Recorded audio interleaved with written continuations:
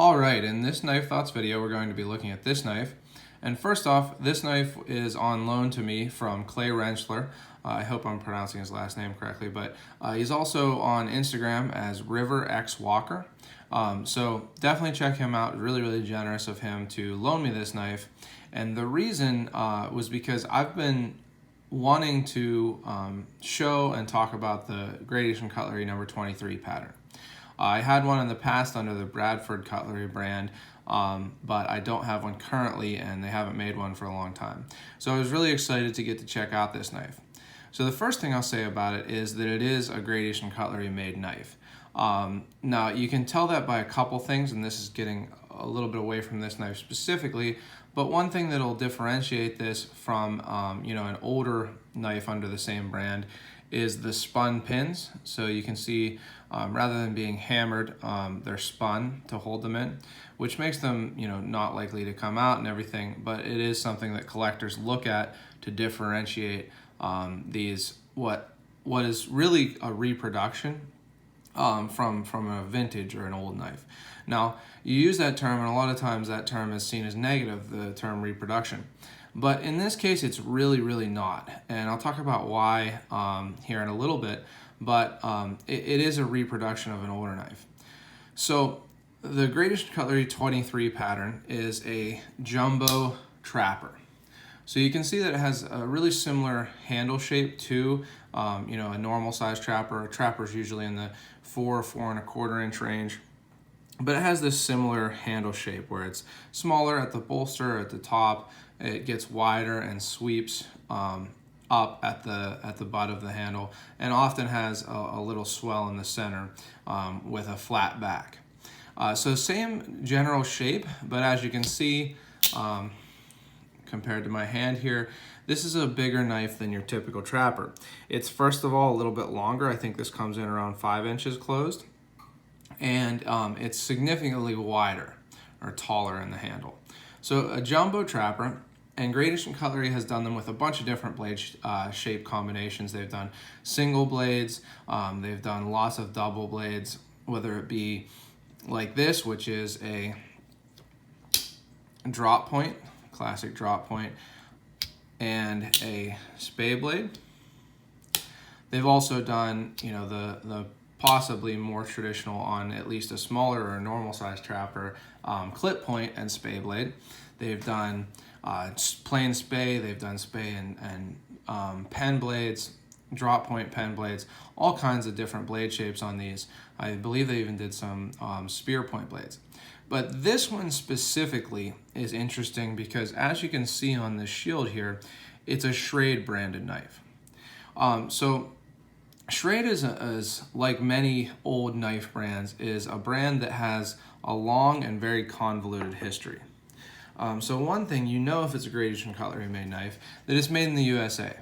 And this really cool box came with the knife, and as you can see, it says made in the U.S.A., Schrade Cutco since 1904. Made in the U.S.A., right? And Fire and Ice tempered, which is this knife. This is the Fire and Ice Trapper. It also, as you can see, is a Taylor Brands brand. So it was a run that Gradation Cutlery did in 2007, which, let's see, where does it say that? It says 2007, and that was the second year of production for Gradation Cutlery. They've made very few knives in 2006. This is the first full year of production for Gradation Cutlery. So it's definitely an early knife, and the 23 is actually the first pattern that Gradation Cutlery produced. So it's an early knife, so it's cool in just that. But the fact that it is branded Schrade is also really interesting. Like I said, Schrade Cutlery is an old brand that has a long history. Like a lot of these old brands, it has its roots in the late 19th century, and several different companies came together to form Schrade Cutlery. They later came together with Walden, the Walden Cutlery Company, to form Schrade Walden.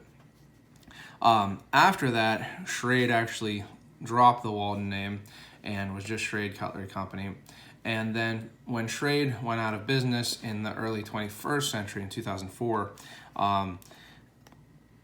they were bought by Taylor Brands. So it's another one of those things like Queen recently went out of business, where unfortunately a really old brand wasn't able to make it in the new knife market. At one point, Schrade had over, I believe, 700 employees, and they just cut and cut in the early 2000s until they had to sell off their machinery, and they sold the brand to Taylor Brands. Now, when that happened, unfortunately, Taylor Brands decided to move all production to Asia. And as we've seen recently, we know that in the knife industry or knife market that China and Taiwan and other places in Asia are now making really, really nice knives. So not that the move to Asia itself is what made this happen, but the quality of Schrade knives under the Taylor Brands umbrella went downhill pretty quickly. Their reputation went downhill pretty quickly, and they still make traditional knives under the Schrade brand, but they're lower quality. Schrade became such a big, well-known name because at the time in the early 20th century, they were making knives at a higher quality for the price than really had been seen.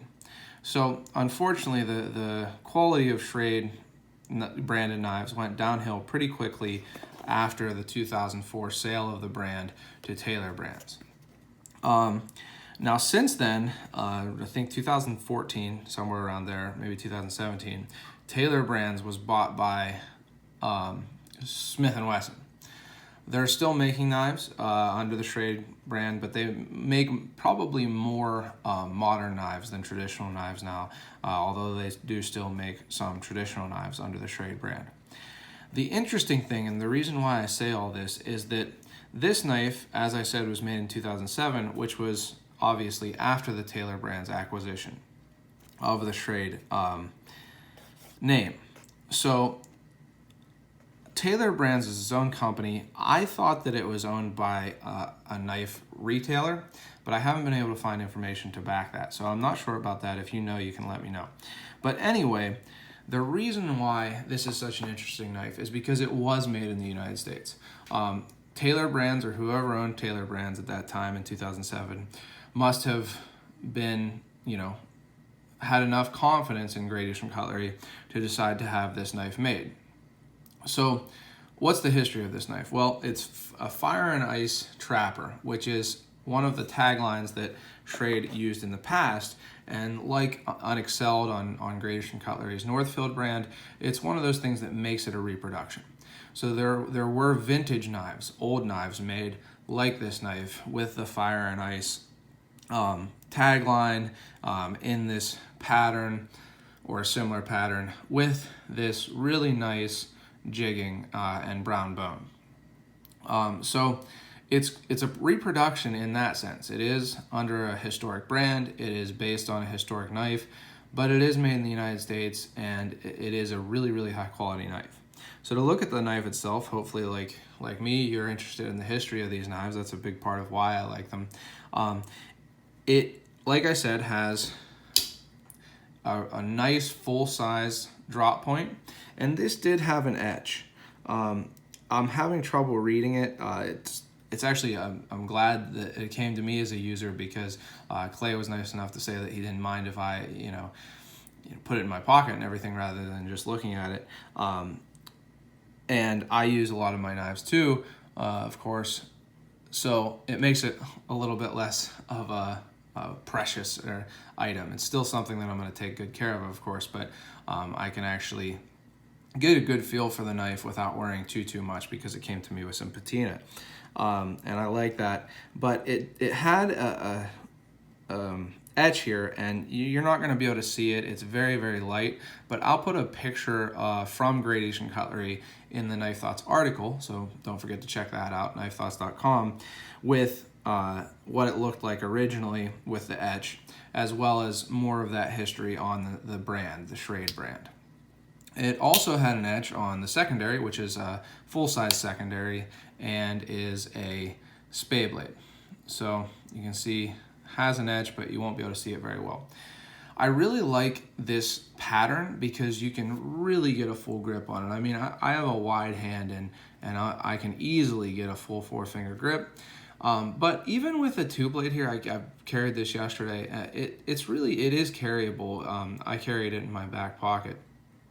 And so it's nice to get a full-size grip and be able to carry it. I find that because it's slightly shorter than like a classic folding hunter, that it's a little bit easier to carry than that, but you still get those really nice full-size blades. Now, as you can see, both blades have half stops. Really, really nice action on these. Super nice snap closed. Really snappy to that half stop, both opening and closing. This one has no blade play or anything like that. And just a really well-made knife. No big gaps or anything, even being 12 years old. And this shield, one thing I wanted to check because it is not a shield that GEC has used on any other knives. It is still pinned like most of GEC's shields.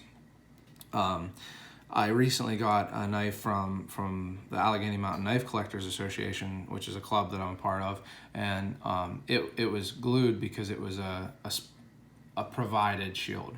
So I checked on that on this, and it is pinned. So really nice action. You can see that, you know, the blade's not perfectly centered, both slightly towards the pile side, but not enough that it's an issue at all. Another cool thing with this knife and the blades is that they have these match strike pulls. So rather than just a smooth nail nick, or match strike nail nick, sorry. Rather than just a smooth nail nick, it has those cuts. And those originally were, or they're said to be, so that you can strike a match on it. Now, I haven't tried that on this or any other of the knives that I have that have match strike nail nicks or long pulls, but it seems that it would work on a strike anywhere match. So just an interesting little feature.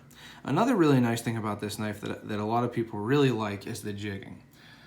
So as you can see, it's not the kind of really uniform jigging that GEC does often.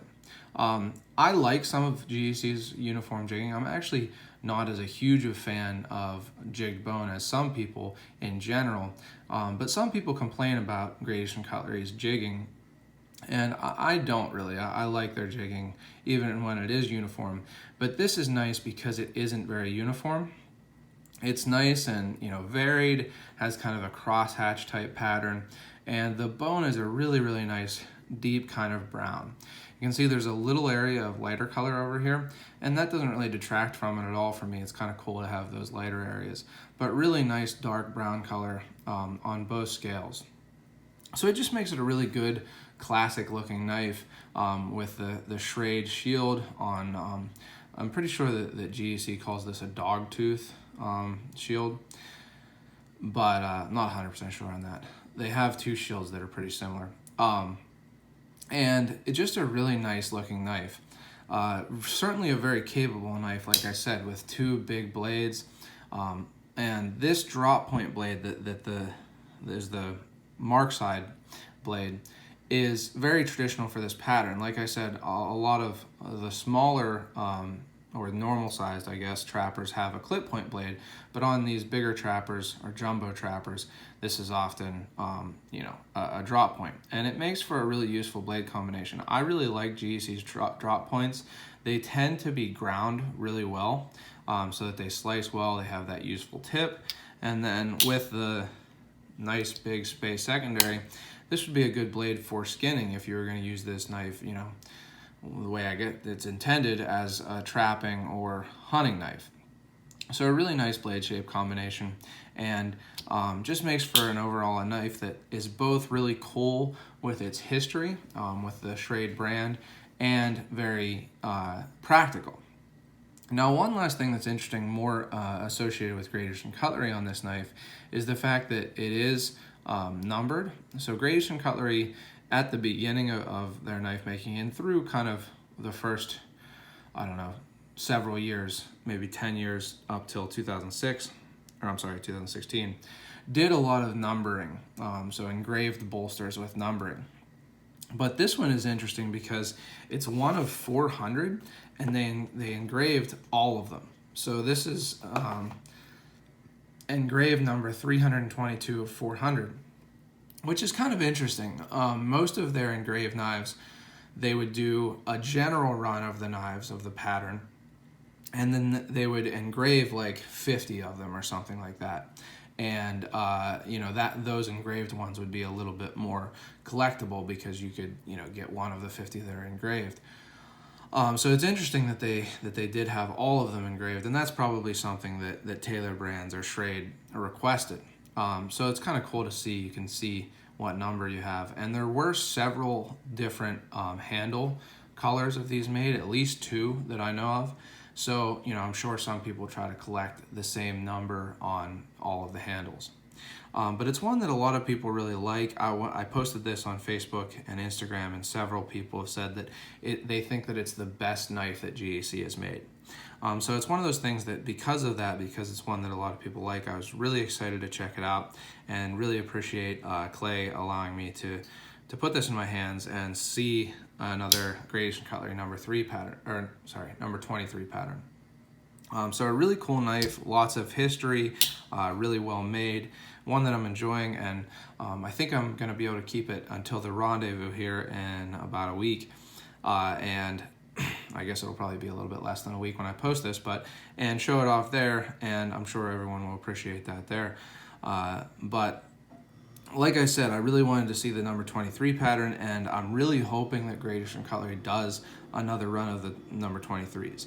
They've done a lot of them, and a lot of people like them, but I'm hoping that they do another run. They've done them in stainless before, and I certainly would like to see them do another run in stainless. So like I say, I am going to do an article on this knife on my blog at knifethoughts.com. So make sure you go to knifethoughts.com, enter your email so that you get updates when I post new articles. Also, don't forget to follow me on social media at Knife Thoughts, Instagram, Facebook, Twitter, and even Tumblr. So I post on there pretty often. And don't forget to go out and do good.